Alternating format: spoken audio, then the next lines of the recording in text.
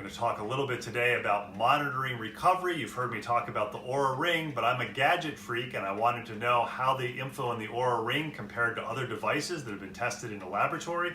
So I found the Readiband by Fatigue Science. Dr. Ian Dunnican has done some studies on that and he mentioned it in a study, so I picked one up. Again, it measures my fatigue level, it measures my sleep quality.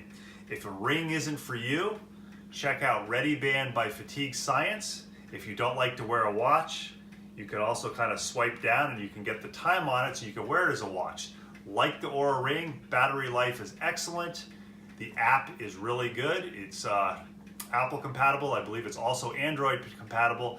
And it's a tool to measure your recovery and sleep quality. So again, you don't live and die by it, but it gives you an idea, something that's objective, rather than saying, I think I slept well last night or I don't think I slept well. Another movement tip and lifestyle hack from FitLab PGH.